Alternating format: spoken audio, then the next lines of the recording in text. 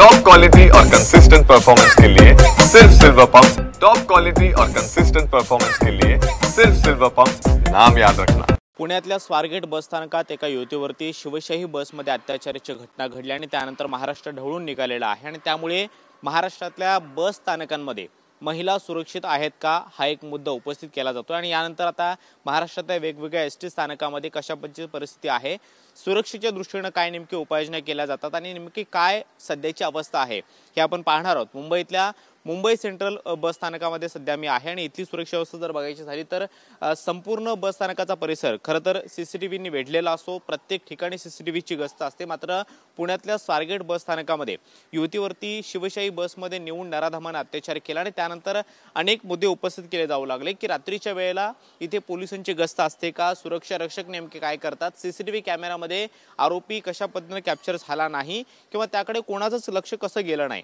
असे अनेक मुद्दे उपस्थित केले जातात। मात्र यानंतर मुंबईतल्या त्याचबरोबर महाराष्ट्रातल्या वेगवेगळ्या बस स्थानकामध्ये जिथे सुरक्षा रक्षकांचा कानाडोळा आहे किंवा कुठल्याही पद्धतीचं दुर्लक्ष आहे तिथे आता हालचाली वाढू लागलेल्या आहेत।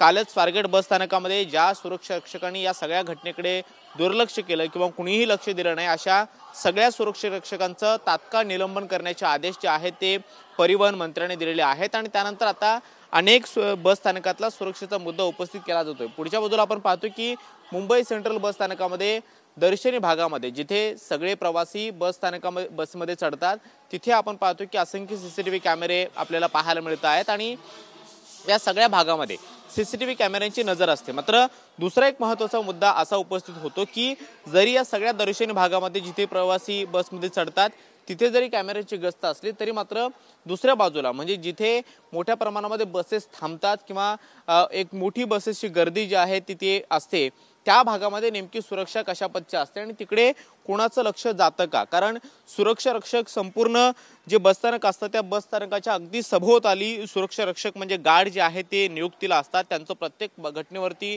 बारीक लक्ष असतं की कुठल्या गेटमधून कोण येतं कोण बाहेर जातं आणि त्यानंतर या सगळ्या बसेस आपण पाहतो की मुंबई सेंट्रल स्थानकाच्या अगदी उजव्या बाजूला हा डेपोट आहे आणि इथे या असंख्य बसेस आपल्याला पाहायला मिळत आहेत। अगदी शिवशाही बसेस ज्या महाराष्ट्रभर धावतात त्या सुद्धा शिवशाही बसेस आपल्याला पाहायला मिळत आहेत आणि या सगळ्या बसेसवरती कशा पद्धतीचं नियंत्रण असतं हा एक मुद्दा जो आहे तो प्रामुख्याने उपस्थित केला जातोय। कारण या बसेस जिथे थांबतात तिथे अगदी गर्दी होते आणि कुठल्या बसमध्ये नेमकं काय चाललेलं आहे, कारण या सगळ्या बसेस रात्रीच्या मुक्कामी बसेस असतात किंवा बऱ्याचदा बाहेरच्या पल्ल्यामधून लांबून आलेल्या बसेस असतात आणि त्यामुळे बराच वेळ तिथे थांबलेल्या असतात, त्यामुळे सहसा त्याकडे कोणी फिरकत नाही। त्यामुळे ज्या स्थानकांमध्ये गर्दी असते किंवा गर्दी नसणारे जे स्थानक आहेत त्या स्थानकामध्ये कशा पद्धतीने खबरदारी घेतली पाहिजे हे पाहणं महत्त्वाचं असणार आहे। अगदी या बाजूला आपण पाहतो की पोलिसांचा बंदोबस्त असतो, सुरक्षा रक्षक वेगवेगळ्या ठिकाणी तैनात असतात। अगदी पुढच्या बाजूला आपण पाहतोय की काही सुरक्षा रक्षक आणि पोलीस कर्मचारी फिरतायत।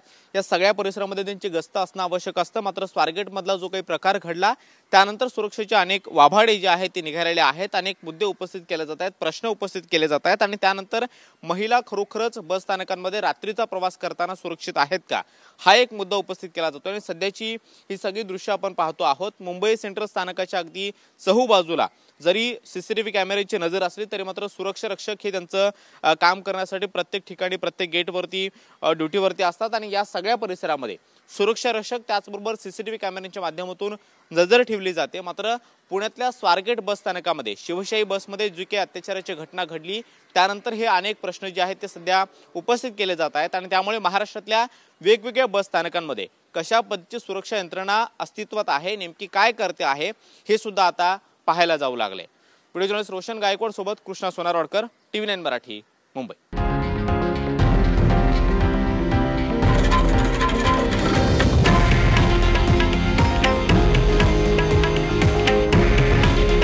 हे आहे देशातील नंबर 1 न्यूज नेटवर्क आणि आपण पाहत आहात TV9 मराठी।